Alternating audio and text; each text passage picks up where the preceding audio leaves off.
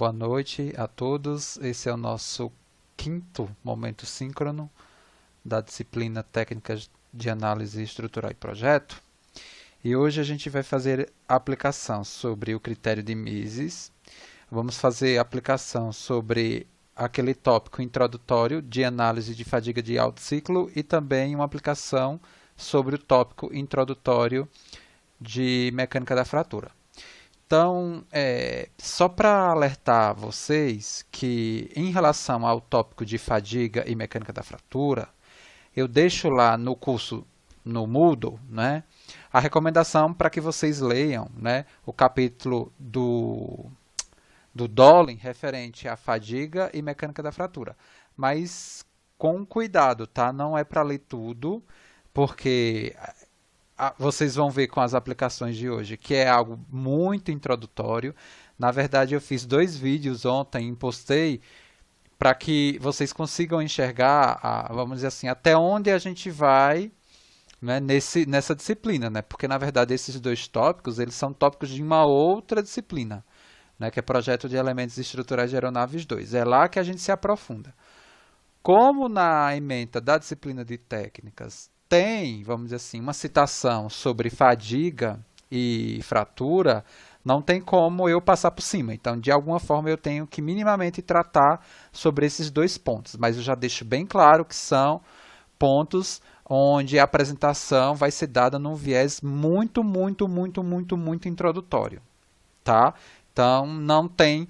se vocês procurarem ler o capítulo com profundidade, vai ter bastante dificuldade, porque a gente não conseguiu discutir muita coisa, nem no material de suporte que foi feito em vídeo, nem nas aplicações, tá? Tudo bem? Então, antes de entrar nessas aplicações sobre fadiga e mecânica da fratura, vamos fazer aqui a aplicação do critério de falha de Mises, que a gente não fez ainda, né? Que é, na verdade, o último critério que a gente falta fazer a aplicação.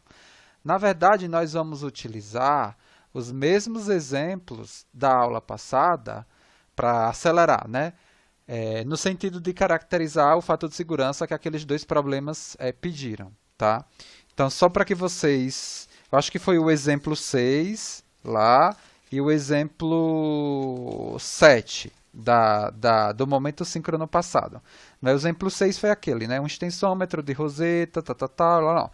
E aí a gente determinou as tensões principais, fizemos a aplicação, né, do critério da máxima tensão cisalhamento e caracterizamos o fator de segurança. Para o exemplo 7 e para... Foi exemplo 6? Porque eu estou colocando aqui exemplo 9. Deixa eu dar uma olhada aqui. Deixa eu já projetar o quadro aqui, aí só me confirma aí se vocês estão vendo a lousa. Alguém me confirma? Exemplo 6 e exemplo 7, tá certo. Eu que tinha errado aqui. Aqui é exemplo 8, eu que me antecipei, por isso que eu estava errando. Então, o exemplo 8, na verdade, o enunciado dele é o mesmo do exemplo 6, e o que a gente vai fazer, na verdade, é caracterizar o fator de segurança simplesmente para o critério de falha de von Mises, tá? Então, para a gente aplicar o critério de Mises, a gente precisa, na verdade, da definição da tensão equivalente de Mises, né? Porque é com essa tensão equivalente de Mises que a gente vai conseguir definir o fator de segurança, né? Pela razão entre a tensão limitante, né? Que no caso é a tensão de escoamento, que eu estou chamando de sigma 0 aqui, ou O, e a tensão equivalente agora definida pelo critério, que é a tensão equivalente de Mises. Tudo bem?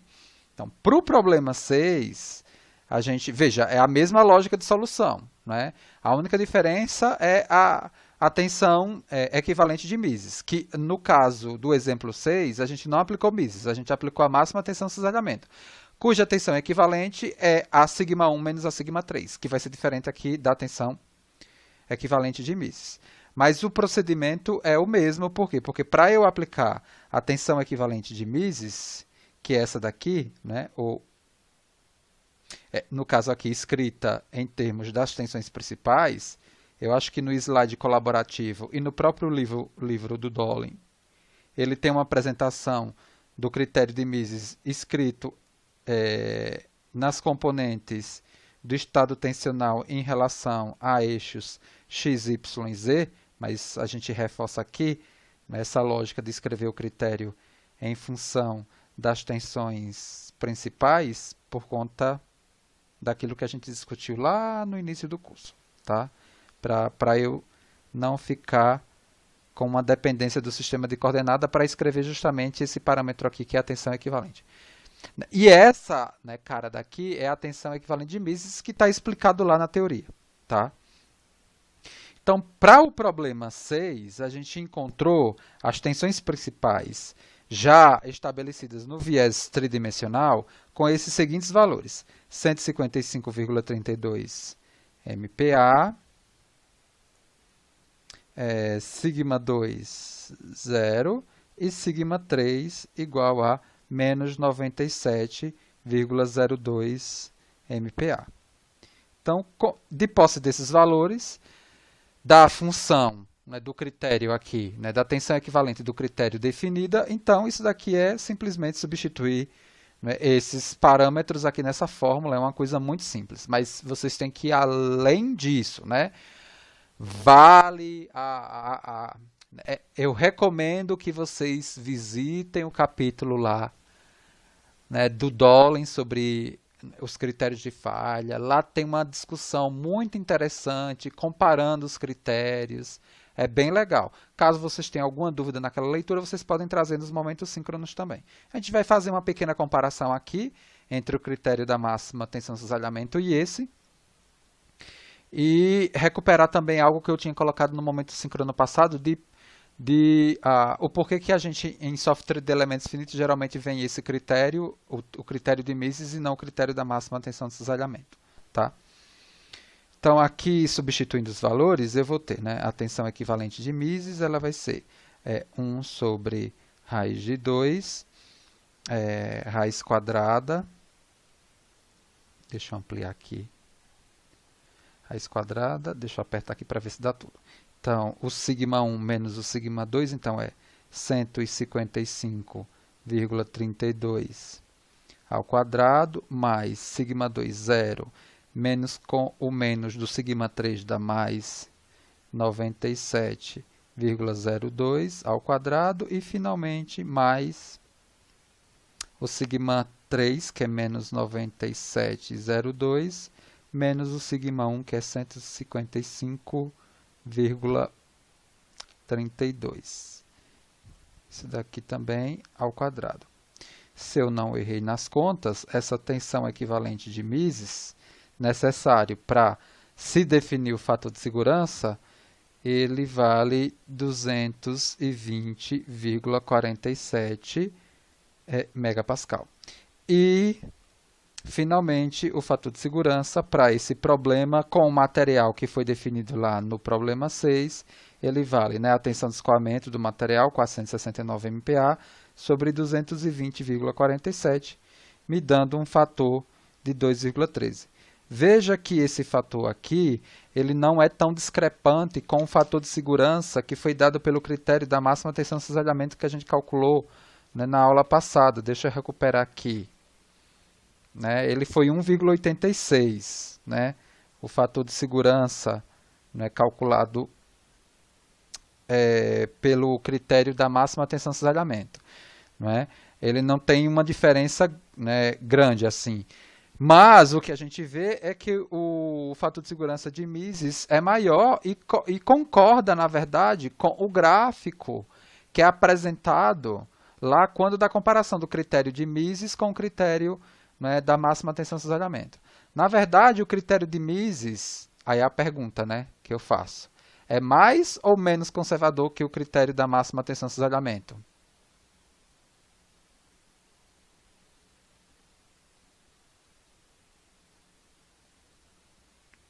Ó, o de Mises me deu um fator de segurança maior do que o critério da máxima tensão de cisalhamento. Máxima tensão de cisalhamento. Então, quem é o mais conservador? É Mises ou o critério da máxima tensão de cisalhamento? Eu diria que é o de Tresca, não? Mais conservador. Por que, Kelvin? Bom, porque o fator de segurança admissível aí, a tensão dele, nesse caso, é maior. Não, peraí. Não, realmente. Peraí que agora eu embolei. É o contrário, né? É É o o contrário, contrário, né? é Na o verdade, o contrário, de é o Mises, denominador. ou seja, o fator de segurança, ele tá dando aí, né? Ele é maior, não é? O fator de segurança. A segurança é maior, então ele é mais conservador. Por isso que ele está presente, né? No software de elementos finitos, né? Geralmente quando você busca lá, né, análise de material dúctil, né, no viés elástico linear, com isotropia, né, o critério geralmente implementado lá, né, geralmente tem a plotagem das tensões de Mises, tá? Só que assim, o que é que acontece agora? Vamos lá. Agora vamos para uma discussão em termos de fabricante de produtos aeronáuticos. Vamos supor que você não é dono de uma fabricante ou engenheiro sênior da área lá de estruturas. E aí você, no caso lá, sei lá, vamos colocar aqui materiais compósitos. Você tem os critérios lá clássicos de materiais compósitos e você utiliza isso lá para fazer o relatório de certificação, né, estrutural. Aí, o desenvolvimento tecnológico, né, da sua empresa, né, criou alguma coisa no sentido de mostrar para a autoridade aeronáutica, criou, na verdade, um critério de falha, né, menos conservador, mas robusto no sentido de provar para a autoridade aeronáutica que, olha, eu estou mostrando aqui que eu desenvolvi um novo critério, né? Ele é bem menos conservador. Estão me falando aqui que minha conexão caiu. Deixa eu voltar aqui. Mas não se preocupem que no vídeo sai, tá? Voltou. Voltou aí? Legal. Me informaram aqui que a conexão caiu, mas no vídeo sai. Tudo bem? Não tá aqui. Deixa eu voltar aqui o meu.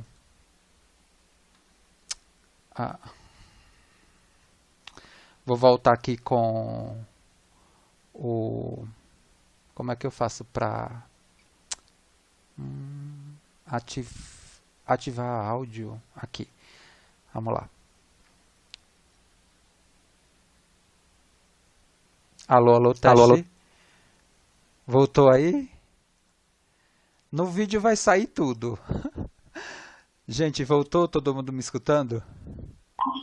Agora sim. Perfeito. No vídeo vai sair tudo, tá? Que eu não vou ficar editando, tá? Tudo bem? Mas vocês vão avisando, né? A internet cai. Acabou que uma vez, eu acho que foi em Mecânica dos Sólidos, eu não sei, em Projeto de Elementos Estruturais de Aeronaves 1, que eu fiquei lá na lousa e o meu telefone tocando e o WhatsApp bombando e eu super concentrado, né? Eu falei, meu Deus do céu, mas o que que tá me mandando mensagem numa hora dessa, né? Eram os alunos tentando me avisar que a conexão tinha caído. Mas o vídeo saiu, tá?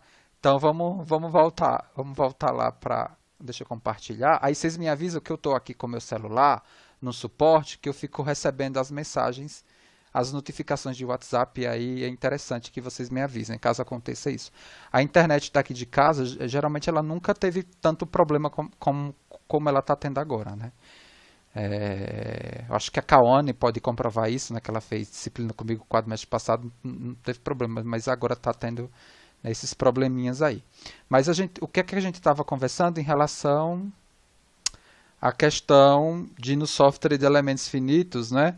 A gente tem Mises, por ser mais conservador, mas eu estava comentando sobre uma questão de você sendo dono de uma fabricante de produtos aeronáuticos, ou engenheiro sênior. E aí você, dentro do desenvolvimento tecnológico dessa empresa, você desenvolveu um critério de falha de materiais compósitos menos conservador, mas que você mostrou para a autoridade aeronáutica que é seguro. Então, na verdade, a autoridade ou a fabricante vai usar esse tipo de critério, né?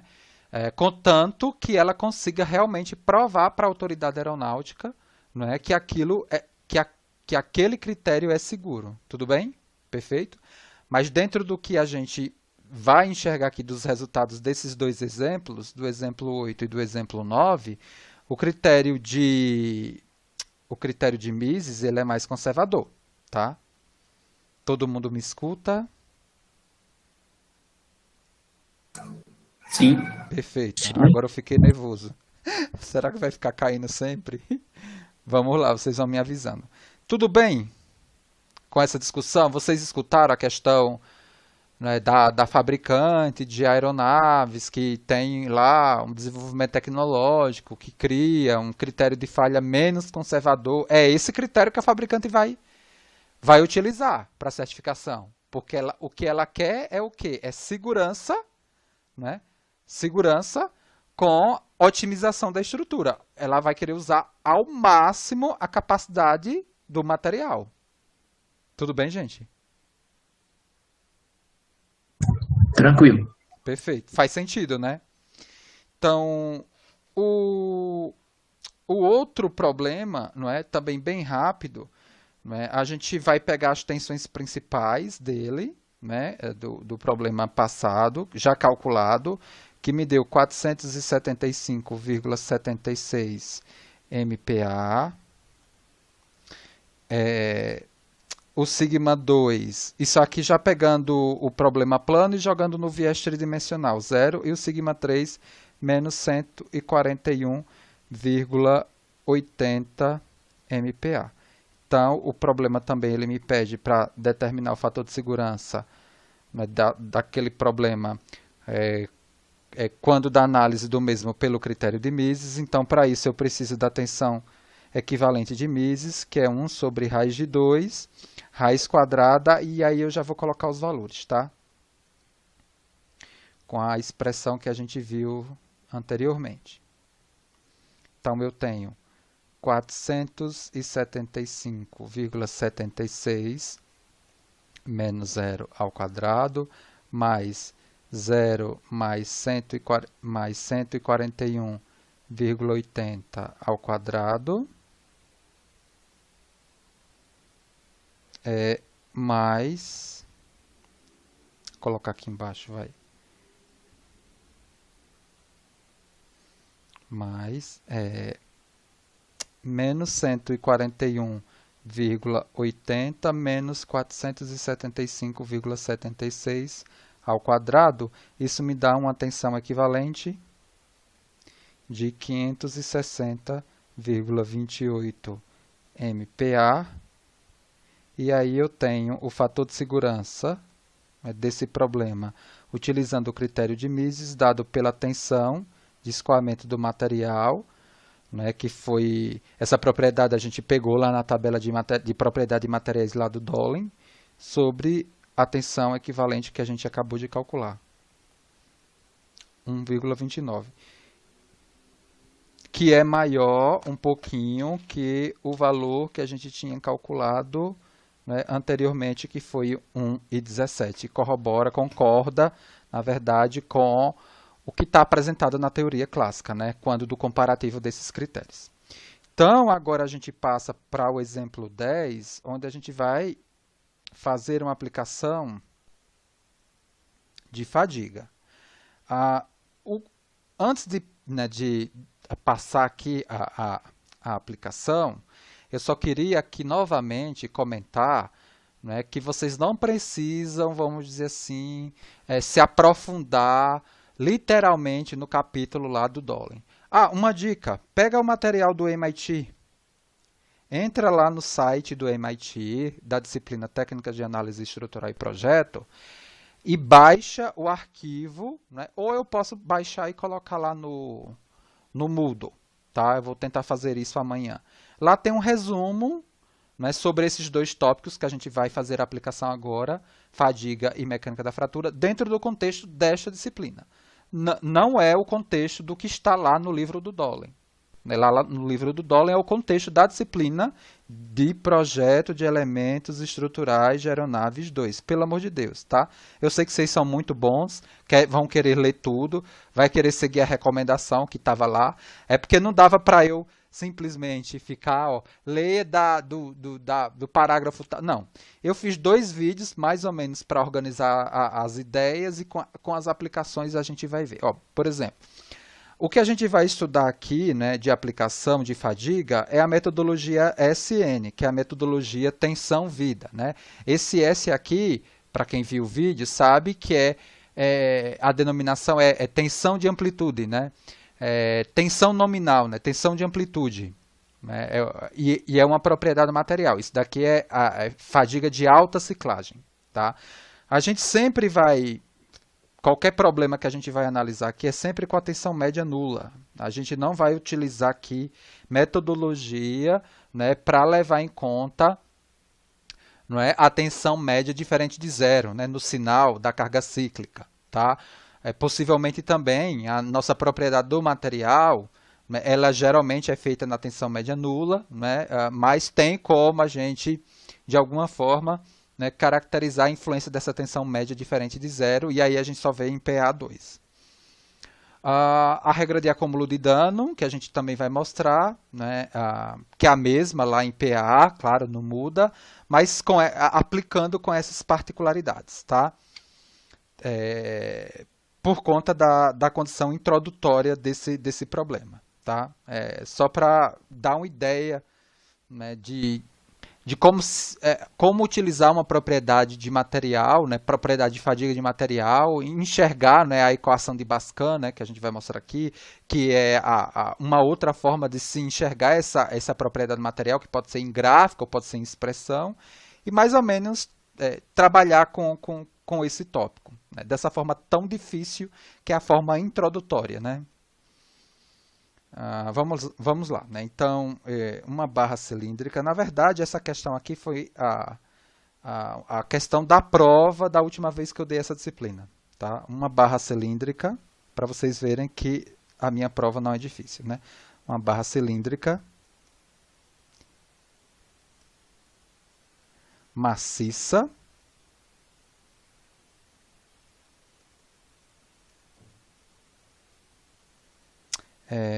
de diâmetro, voltar aqui, de diâmetro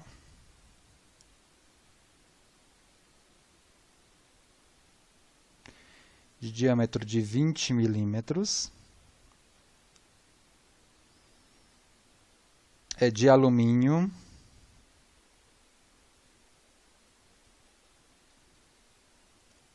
vinte e quatro T4, é submetida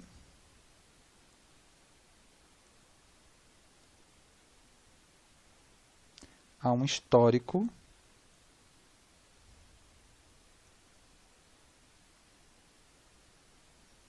de carregamento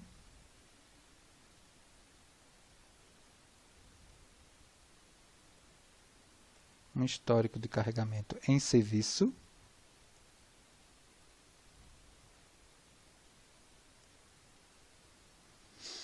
que consiste nas seguintes cargas.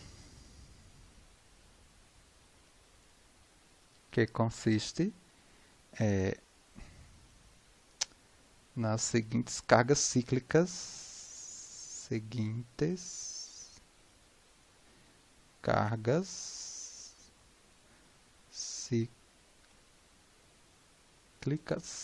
axiais. E são cargas, deixa eu até destacar aqui, completamente ordenadas, completamente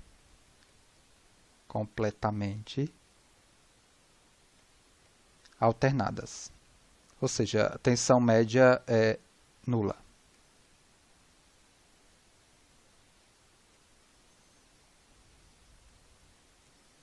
Então, inicialmente,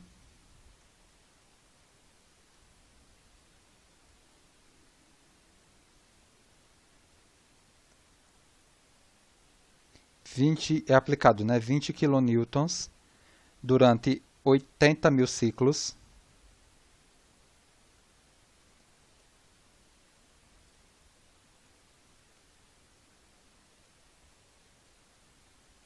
Em seguida,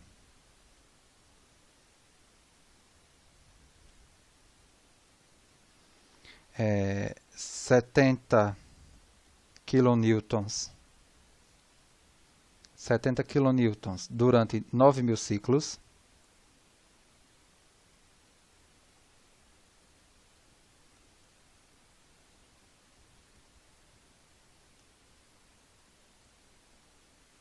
E finalmente,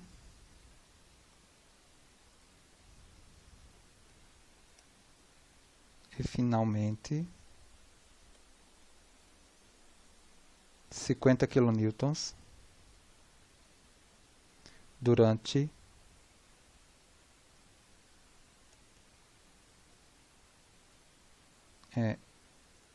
2.000 ciclos.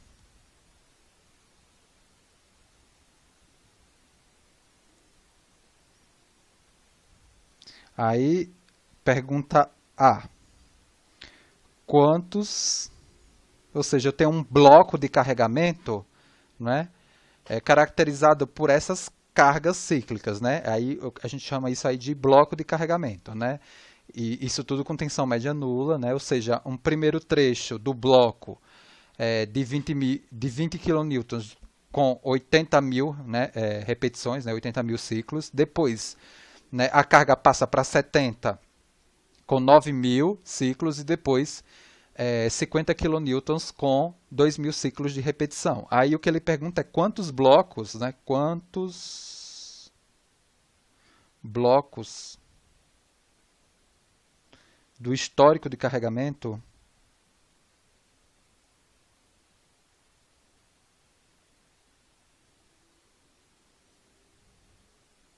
do histórico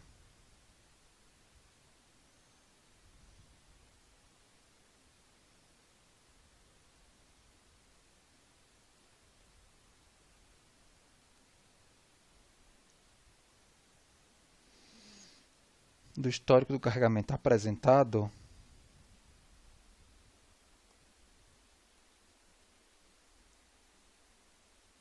são necessários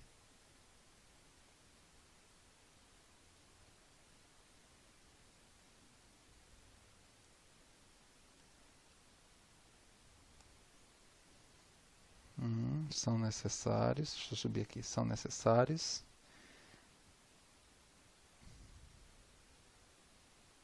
para que ocorra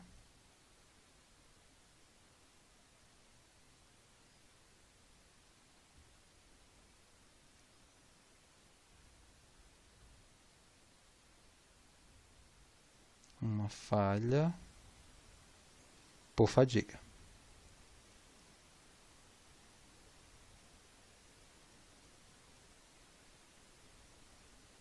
E o item B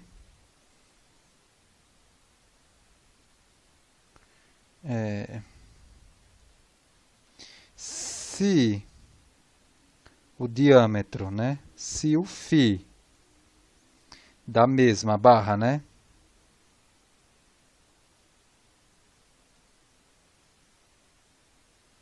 for dividido por 2,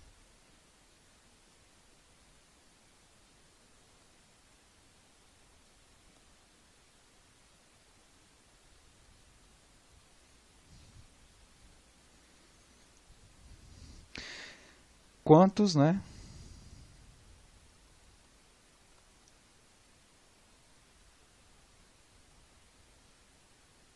quantos ciclos são necessários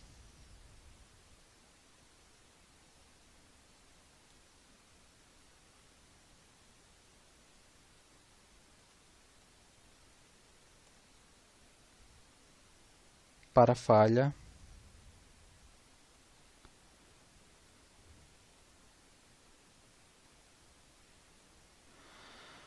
Aí ele pergunta também, né?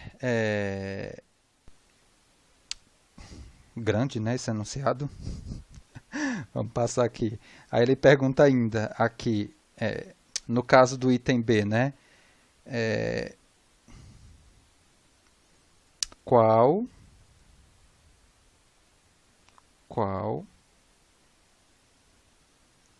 o modo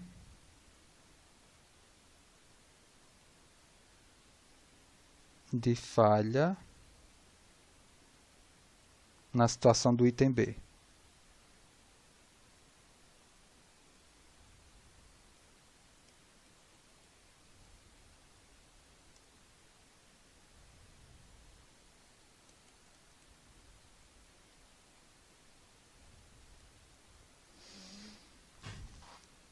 Aí eu tenho os dados aqui do meu problema. Os dados, eu vou ter aqui os dados do alumínio, né? Dados do alumínio. Dados do alumínio 20, 24, T4. A tensão última vale 476 MPa. A tensão de escoamento vale 303 MPa. E a curva SN do material,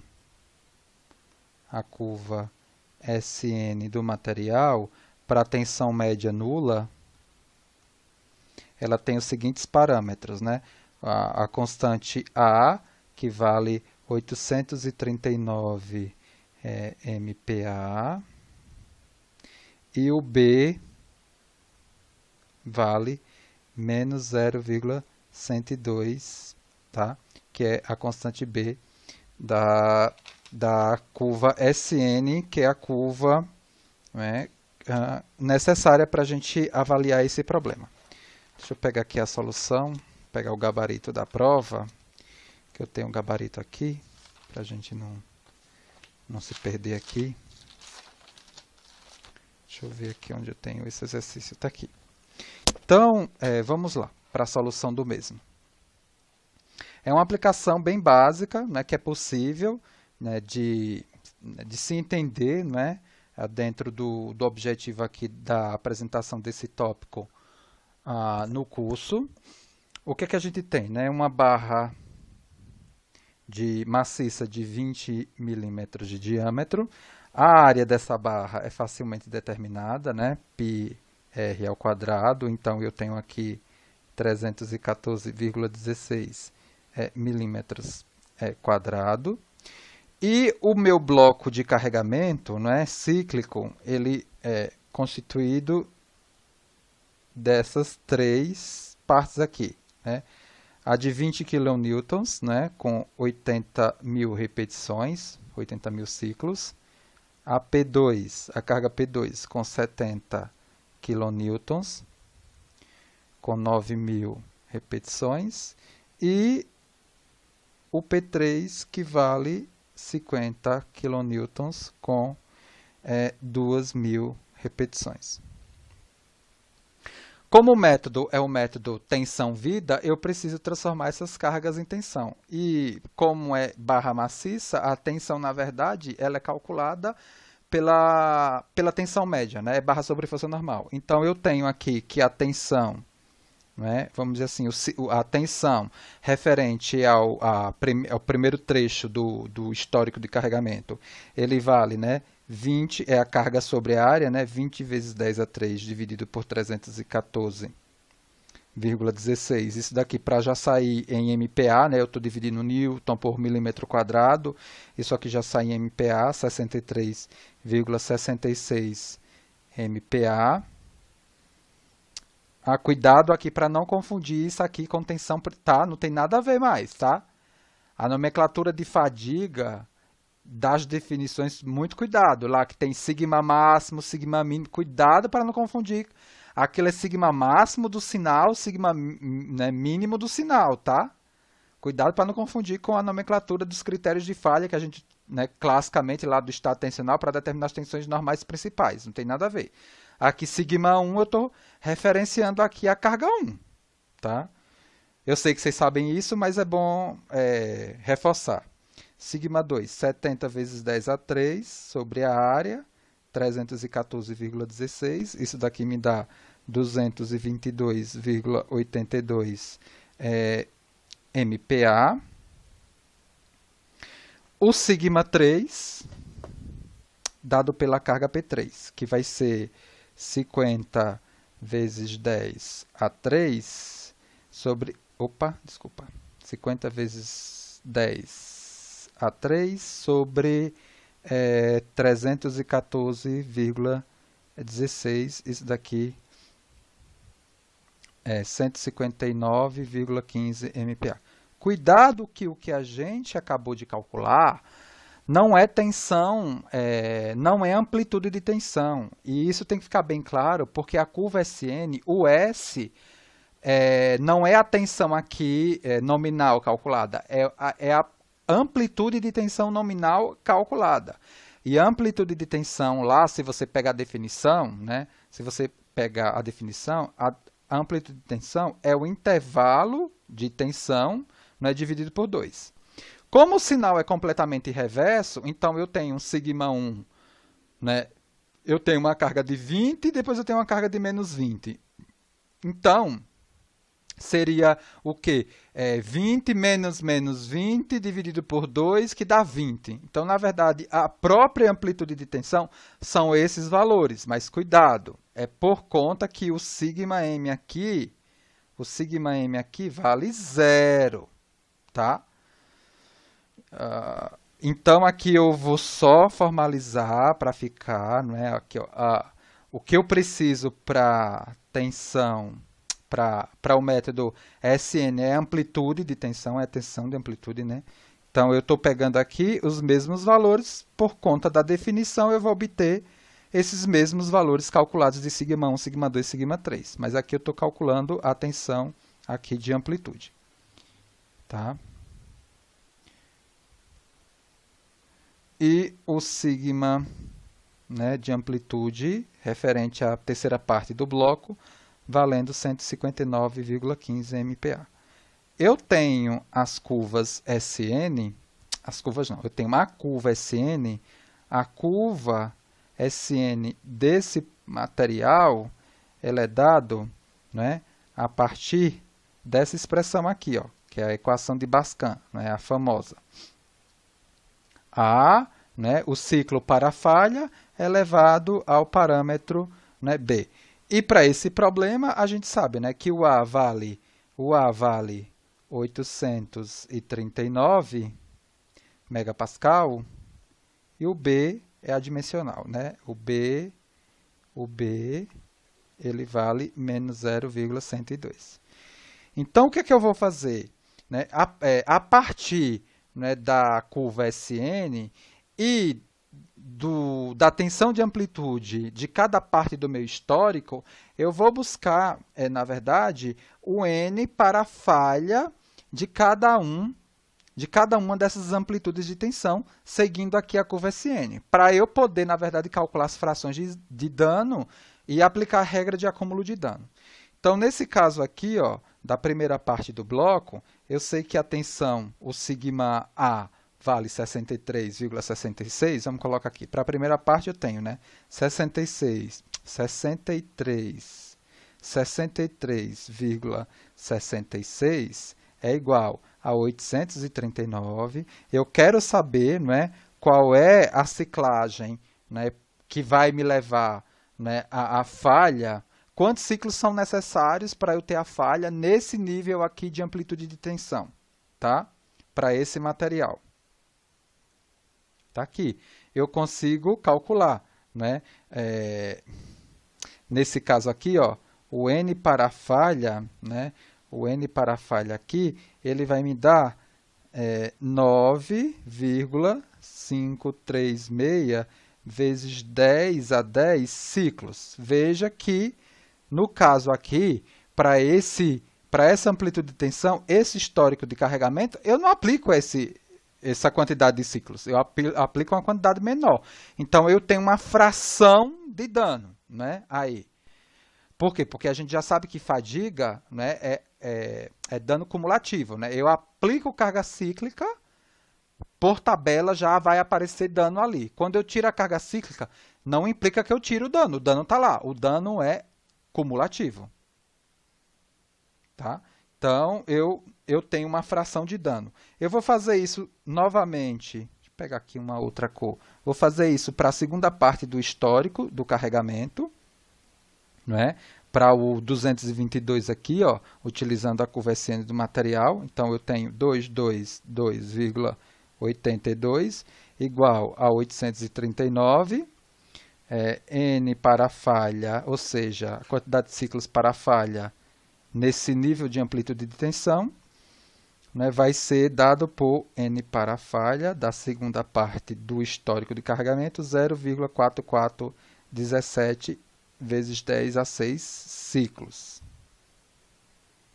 E, finalmente, a terceira parte, né, que é com a tensão de amplitude 159. 159,15, isso daqui igual a 839, o N para a falha dessa terceira parte, elevado à propriedade do material, que é menos 102. Então, aqui eu tenho o N para a falha de 11,97.10 a 6 ciclos. A regra de acúmulo de dano, né, é uma regra linear, muito simples. Ela estabelece o quê? Né? Que as frações, né, vai acontecer o dano quando as frações de dano somadas me derem 1. Então, quem são as frações de dano aí? São as frações relacionadas às três partes do histórico de carregamento. Né? A primeira fração é da primeira parte, que vai ser o quê?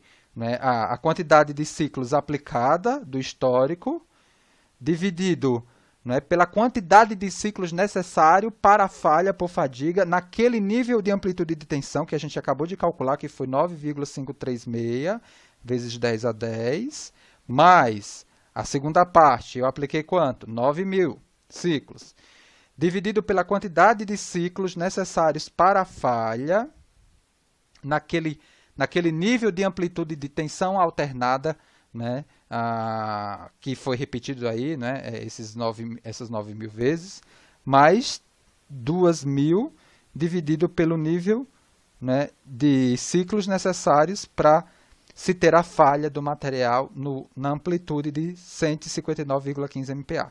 Isso daqui igual a 1. Bom, e aí ele me pede os blocos para a falha, ou seja, quantas vezes eu tenho que repetir isso daqui para eu ter a falha, né? Então, dessa conta aqui, ó, eu tiro, né, aproximadamente 49 blocos, ou seja, eu tenho que repetir 49 vezes esse histórico de carregamento, né, nesses níveis de amplitude de tensão para eu ter a falha por fadiga, seguindo aí o critério da regra de acúmulo de dano linear. Tá? Algum questionamento? Alguma observação? Ou está difícil porque não estudaram a teoria? Bom, vamos continuar aqui. Qualquer coisa a gente vai discutindo aí nos próximos momentos síncronos, tá? O item B. O item B, ele me pergunta assim, ó. Deixa eu pegar de novo aqui o item B. Né? Se o diâmetro da barra for dividido por 2, né, quantos ciclos são necessários, né, para que aconteça a falha? E qual é o tipo qual é o modo de falha, na verdade? Eu coloquei esse exemplo. Eu acho, né, que quando eu dei técnicas e que eu pedi essa questão na prova, eu lembro lá que no presencial, essa disciplina na época, um monte de aluno estava faltando, né? E aí eu, claro, né, vou lá no presencial, dou minha aula, vou privilegiar para quem aparece na aula, né? E eu lembro de eu ter feito um exercício muito similar e ter comentado, gente, muito cuidado com esse tipo de exercício ou de problema, que você tem que parar, respirar, analisar. Não dá para pegar, né, a curva SN sempre, né? A tensão de amplitude, a N para a falha elevada a B, e ficar colocando aqui valores e calculando coisas que não faz sentido, né? Por quê? Porque é o seguinte, fadiga, ela só acontece, né, para carga cíclica. Dependendo amplitude, né, da tensão, do nível de tensão de amplitude. Se o nível da tensão de amplitude for, por exemplo, superior à tensão de escoamento, eu vou começar a ter deformação plástica. No caso aqui, eu já saio do regime elástico linear, não faz sentido mais SN. Isso aí é εN, deformação vida. E se eu tiver um nível de tensão de amplitude superior à tensão última, com meio ciclo eu rompo, né, o material, né? Porque quando ele atingir, né, o pico, né, do sinal, ele ultrapassou a tensão última, ele não consegue, né, dar o reverso, né, colocar a compressão, ele já rompeu. Então eu tenho que ter muito cuidado, né? Então, foi essa observação que eu dei, e eu lembro na prova do povo calculando coisa, e eu só riscando, não faz sentido, não faz sentido, porque não aparece na aula, não estuda, vai fazer só a prova e acha que... Não, teve um aluno que mais faltou. Claro, já estava reprovado por falta, né? Eu deixo fazer a prova. O cara, a segunda parte da disciplina, né, que vai começar a próxima semana, né, é apresentar metodologias para a solução de estruturas hiperestáticas. E o cara resolveu as estruturas hiperestáticas por equilíbrio. Eu falei, cara, como é que você conseguiu resolver isso daqui? Não, eu falei, não, você faltou todo o curso e ainda tudo errado. Isso aqui é estrutura hiperestática. Como é que você está resolvendo por equilíbrio? E aí vem querer, de alguma forma, negociar, querer questionar, dizer que sabe das coisas. Não. Pelo amor de Deus, não sabe. Vai reprovar. E, inclusive, esse aluno, eu acho que faltava só essa disciplina e reprovou. Teve que fazer de novo. Né? Ah, professor mal. Não. Né? Foi porque não fez por onde. Né? Não foi eu que reprovei, foi ele que se reprovou. Então, na verdade, aqui, nessa segunda parte, a barra sai de 10 milímetros para 5 milímetros. É a metade. Então, a área, ela cai para 78,54 milímetros quadrados. E aí, veja que a tensão aumenta, né? Eu vou calcular o sigma 1, ele vai dar 20 vezes 10 a 3, né? Sobre 78,54. Isso aqui me dá 254,65 MPa. Isso aqui repetido 80, né? 80 mil vezes, né? 80 mil ciclos. Só que aí, ó, vamos colocar aqui a propriedade do material, né? A propriedade do material aqui, desse problema, é o quê? É a tensão de escoamento, né? Ó, a tensão de escoamento valendo 303 MPa. Opa, essa tensão aqui está abaixo da tensão de escoamento, né? E a tensão última de 476 MPa. Bom, está abaixo da tensão última. Vamos para a segunda parte do sinal. Sigma 2, né? 70 vezes 10 a 3 dividido por 78,54. Opa, me deu 891,27 MPa. Veja, 891,27 MPa vai me provocar também uma tensão de amplitude de sigma 2A de 891,27 MPa, que é maior que 476, que é a tensão última do material. Ou seja, eu aplico esses 80 mil ciclos e quando, né, o histórico do carregamento passar para esse nível de carga aqui, ele rompe. Então, qual é a resposta do problema? Ele rompe aqui com meio ciclo, ó. Meio ciclo ele rompe.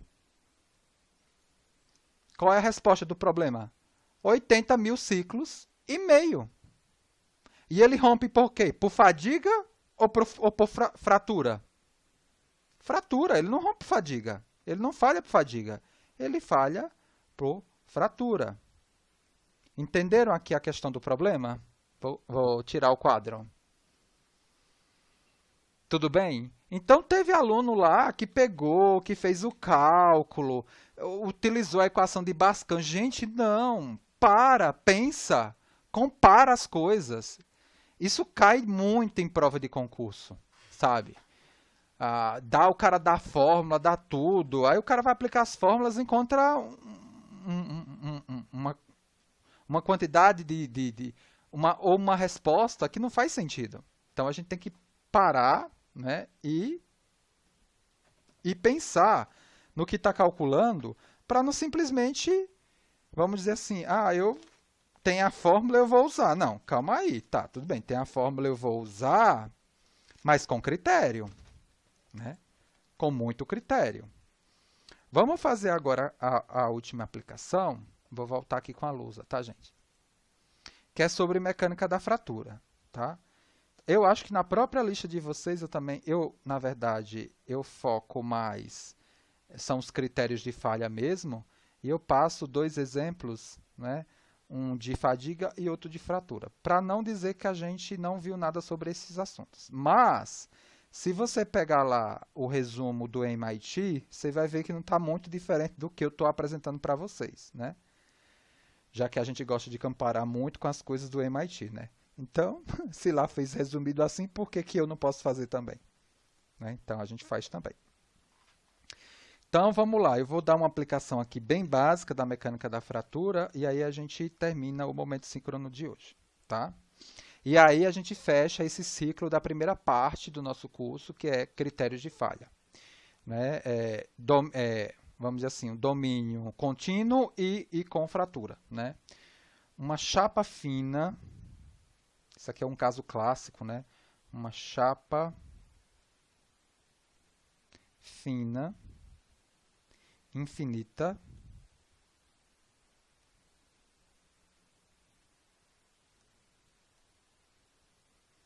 contém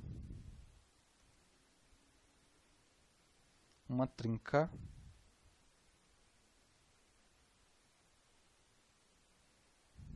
central passante, ou seja, ela atravessa toda a espessura, né, da minha chapa de 50 milímetros de comprimento.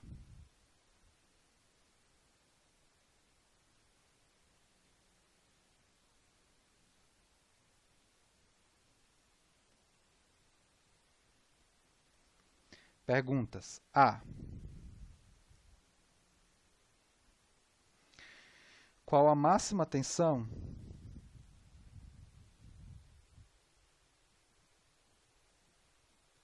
qual a máxima tensão que pode ser aplicada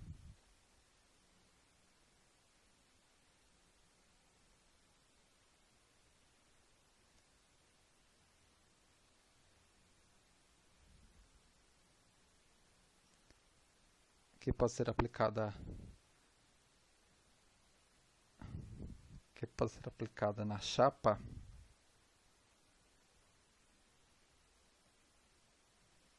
sem que ocorra falha.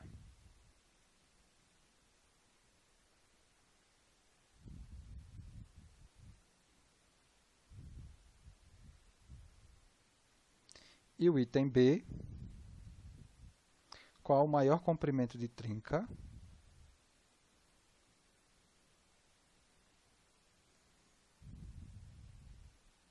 qual o maior comprimento de trinca que a chapa pode ter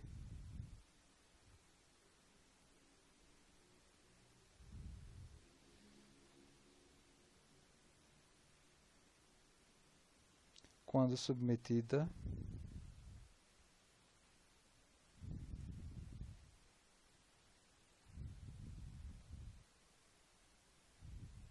a uma tensão remota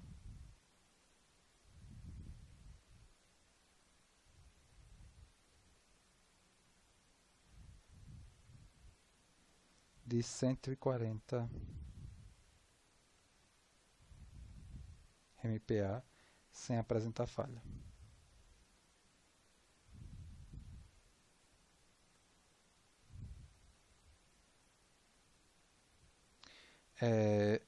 Veja os dados desse problema. Dados. Eu tenho aqui a tensão de escoamento do material, 620 MPa, e eu tenho a tenacidade à fratura, que é uma propriedade no material, no modo de abertura 1, né?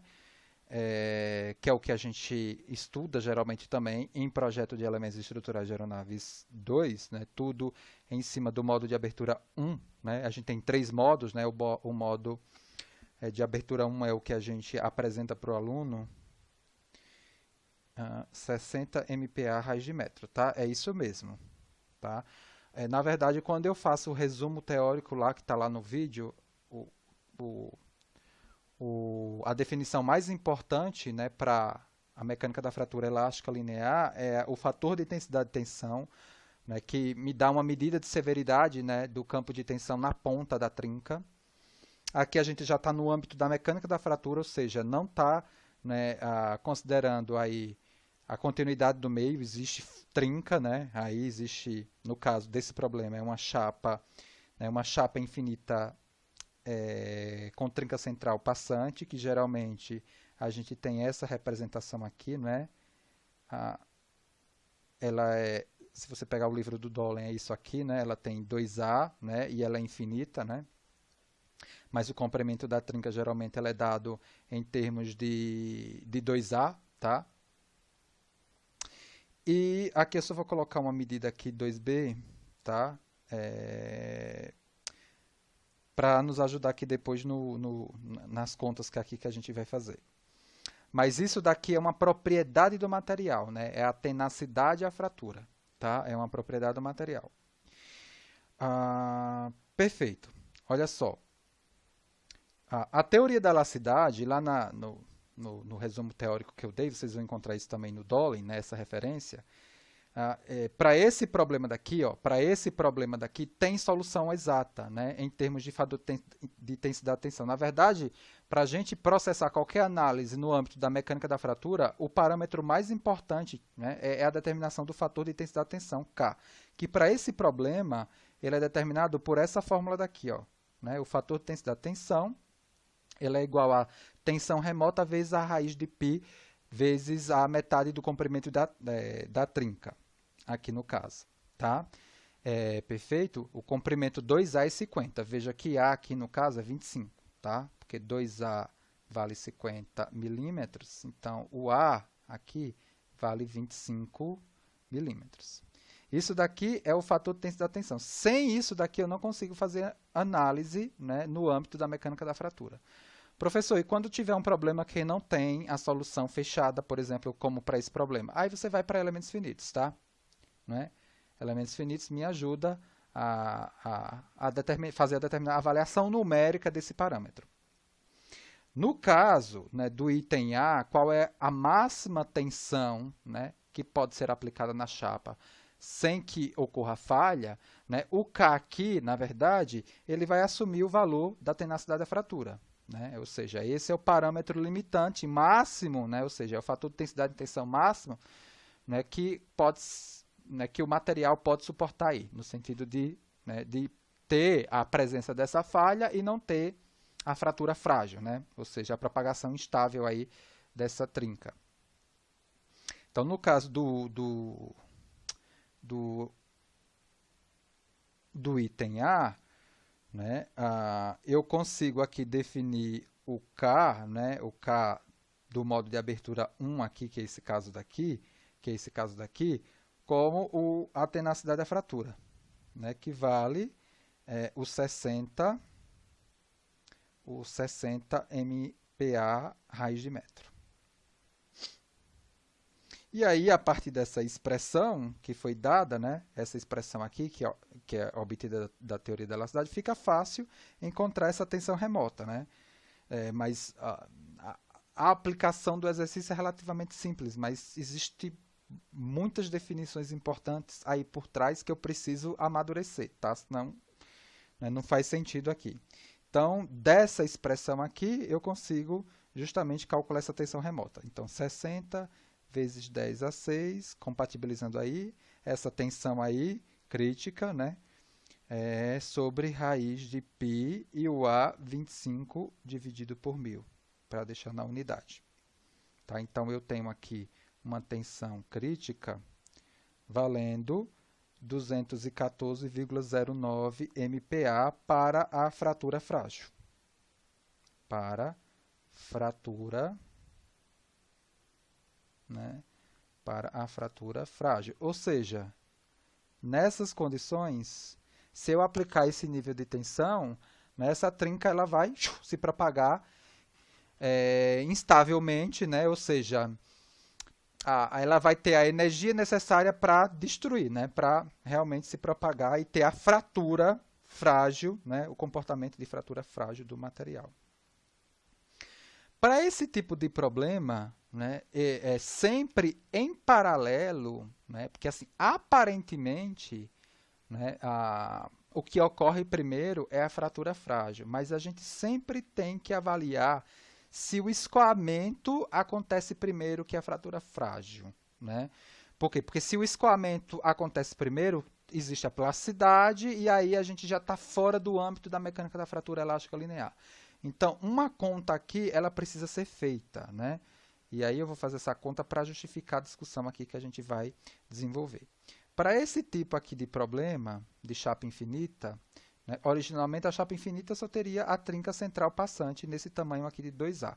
Eu vou colocar aqui uma dimensão na chapa infinita só para justificar aqui, né, os cálculos que a gente vai fazer. E vou colocar uma espessura aqui também, tá, da chapa. Eu sei que assim, para esse tipo aqui, né, de problema, né, de chapa com essa trinca passante central, a tensão, na verdade, de escoamento, se ela ocorrer, ela ocorre na seção líquida, né, na situação de menor seção. Então, se a tensão de escoamento acontece, ela acontece nessa seção aqui, por meio de uma conta mais ou menos com essa cara daqui. É a carga aplicada, né, que vai me gerar essa tensão remota, dividido pela área da seção líquida, que é 2B menos 2A vezes a espessura. Perfeito? E, na verdade, a tensão, né, vamos dizer assim, remota, ela atua, não é, na verdade, na seção cheia. Isso aqui eu estou fazendo só para relacionar, não é, a tensão remota cheia com esses parâmetros aqui geométricos que vão estar presentes aqui, também nessa condição aqui de escoamento, para a gente poder sumir com a espessura, por exemplo, e fazer a avaliação aqui. Ó. Então, dessa situação, eu consigo escrever que a tensão de escoamento, né, ela vai ser o quê? 2 BT sigma sobre 2B menos 2A dividido pela espessura. Então, eu somo com a espessura e, finalmente, eu consigo agora relacionar essa tensão aqui remota, crítica, com a tensão de escoamento que acontece na seção líquida. Então, dos dados do problema, eu sei que a tensão de escoamento ele vale 620 vezes 10 a 6, igual a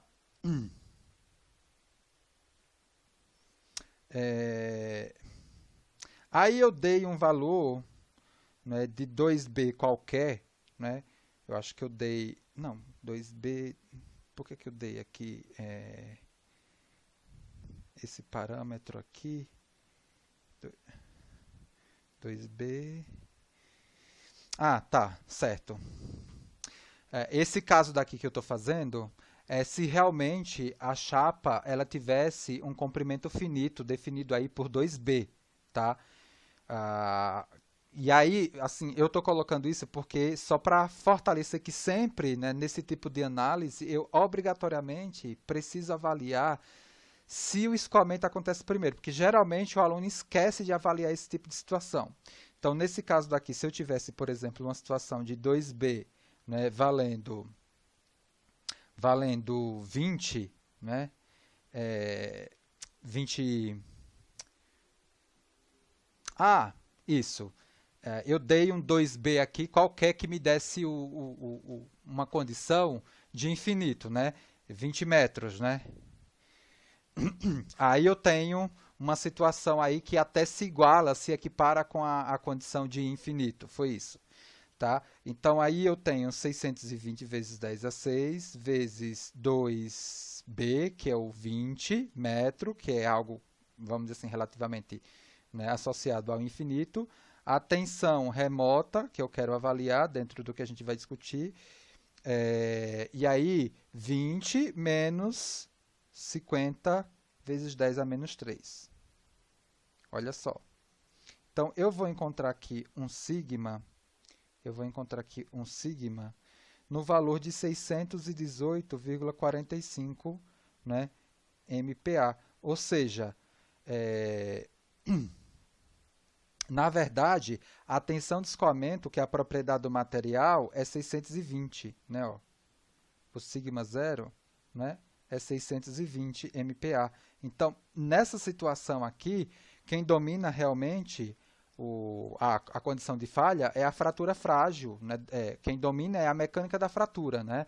Ou seja, realmente vai ter primeiro uma fratura frágil do que o escoamento aqui, né, na região da trinca. Isso é importante a gente ter em mente para avaliar, né? Porque se, por exemplo, essa tensão aqui tivesse dado maior, né, do que 620, né, iria acontecer o escoamento, a plastificação já sai do âmbito da mecânica da fratura elástica linear. Então, tudo aquilo que a gente colocou aqui, ó, não faz sentido mais, né?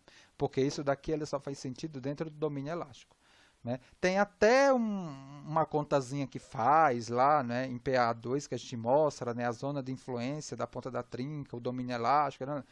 Mas nesse caso aqui a gente não vai entrar, né, nesse tipo de detalhe, né? Essa conta daqui eu só mostrei para, né, justificar esse tipo de análise que precisa ser feita. Quem domina, né, primeiro, se é a fratura, se é o escoamento ou a fratura frágil. O item B, ele me pede, né, qual o maior comprimento de trinca que a chapa pode ter quando submetida a uma tensão remota de 140 MPa sem apresentar falha.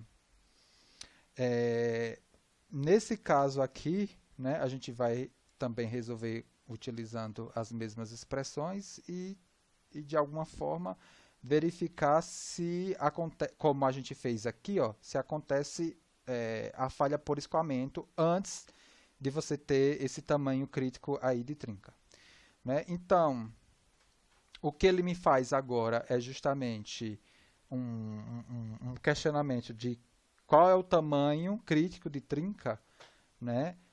Qual é o tamanho, né? Qual é o tamanho, o maior comprimento de trinca que a chapa pode ter quando a mesma é submetida a uma tensão remota de 140. Então a gente usa aquela mesma expressão, né? Fator de intensidade da tensão, ela é a tensão remota vezes raiz de πa, né? O que ele quer é esse A aqui, esse tamanho crítico de trinca. E o tamanho crítico de trinca está associado ao valor da tenacidade da fratura, ou seja, quando o fator de intensidade da tensão ele atinge, né, o valor da tenacidade da fratura, que é 60, né, ou seja, quando isso aqui atinge o K1C, ele vale 60 vezes 10 a 6. A tensão remota foi dada pelo problema 140 vezes 10 a 6, raiz de πa. Então, aqui eu consigo tirar o valor de A de 58,50 milímetros, já transformando de metro para milímetro, e o 2A valendo 116,93 milímetros. Então, esse aqui, ó, é o comprimento, né, crítico, né, é o comprimento máximo de trinca que essa chapa pode ter para esse nível de tensão remota. O que eu fiz aqui também foi algo similar, né, ao que eu desenvolvi nesse sentido aqui, né, de enxergar se nesse tamanho crítico aqui, que é dado pelo domínio da fratura frágil, se existe um valor, né, menor, né, de tamanho, né, que esse quando, né, da análise do escoamento. Então, eu parto dessas mesmas expressões, né? O escoamento ela acontece na seção líquida, que é esse valor aqui, 2B menos 2A sobre a espessura. A tensão remota ela é calculada, né, pela carga dividida pela seção cheia. E aí, com os dados do problema, eu consigo relacionar, né, a tensão de escoamento do material, que é 620 vezes 10 a 6, com a tensão remota, né, dado por essa expressão aqui. Eu vou isolar o P, então aqui eu vou ter a tensão remota, né, que vale 140 vezes 10 a 6, 2BT sobre 2B menos 2A. T. O T vai embora. E aí eu fiquei com 2B menos 2A sobre 2B. Isso daqui me dando 0,226. Aí eu peguei, deixa eu ver se foi a mesma coisa, eu peguei o 2B valendo... Eu peguei aqui o B valendo 2 metros agora, né? Peguei o B valendo 2 metros. Se eu peguei o B... se eu pegar valendo... deixa eu fazer a conta aqui. Eu tinha pego aqui o B lá na outra, o 2B, valendo 20. Se eu pegar o... aí vai ser pior, né? Aí eu vou estar com um valor muito maior. E aí eu peguei um valor menor, né, do que os 20. Só para a gente avaliar aqui. Eu peguei com 20, vocês vão entender o que eu vou falar. Vai, né, aqui vai dar um valor de tamanho de trinca crítico menor do que esse. Que é isso que a gente tem que analisar. Qual é o menor dos dois, né? Veja, quanto maior o B, porque isso aqui está saindo em metros, né? Isso daqui é em metros. Né? Porque aqui eu vou ter 20, se eu pegasse 20, vai ser 20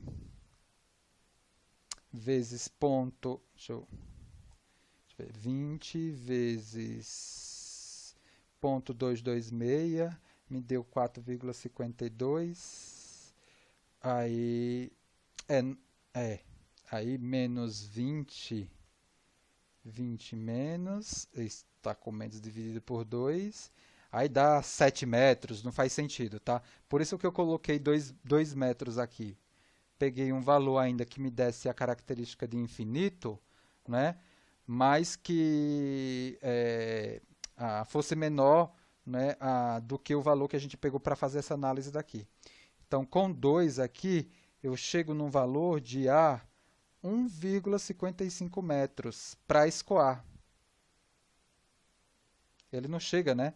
Por quê? Porque antes, quando ele tiver 116,93 milímetros, ele fratura, né? Então, na verdade, aqui quem domina, né,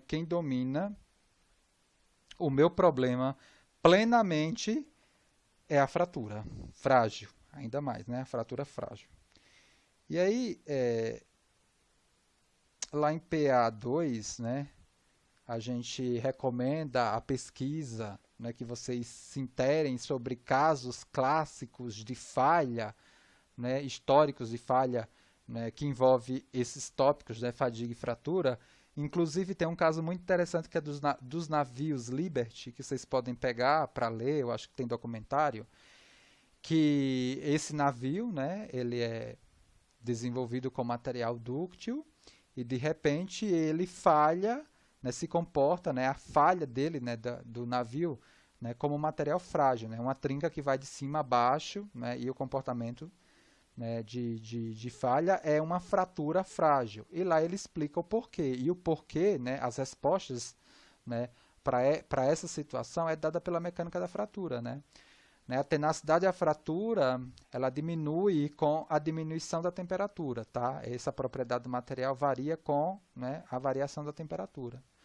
Materiais de alta resistência mecânica têm baixa tenacidade da fratura. Então, antes da mecânica da fratura, né, os projetistas pensavam sempre associar, né, em seus projetos materiais com elevada tensão última, né, elevada tensão de escoamento. né? E só que esse tipo de material tem baixa tenacidade à fratura. Então tem que tomar muito cuidado, né? Por quê? Porque quem garante que seu produto sai sem nenhuma trinca, né? Ah, tem um artigo meu também, né, super interessante de divulgação científica que eu fiz, né? Que eu até passo, né, para os alunos de PA1 ler, né? Que quando a gente faz a discussão lá das filosofias de Projeto à Fadiga, né? Eu posso colocar também para que vocês leiam, posso colocar no material de vocês, que faz uma discussão também integrando de alguma forma esses tópicos aqui de fadiga e fratura, né, dentro da abordagem, vamos dizer assim, do que a gente vai se preparar no futuro para atuar, né, que é na análise de estruturas aeroespaciais, tá? Então, a gente finaliza o momento síncrono de hoje. Deixa eu só salvar a gravação. E próxima semana a gente já começa. Deixa eu parar aqui o compartilhamento. Próxima semana a gente já começa com a segunda outra metade, né? A segunda parte do nosso curso, que são métodos energéticos para análise estrutural. Tá? Já comecei a produzir o material, vamos ver se eu corro aí para próxima semana ter, já no início da próxima semana ter esse material já preparado para vocês iniciarem os estudos de vocês, tá certo? E aí amanhã eu coloco esse artigo, coloco o material do MIT também lá no Moodle, tá? Combinado. Deixa eu salvar aqui, terminar a gravação. Até o próximo momento síncrono.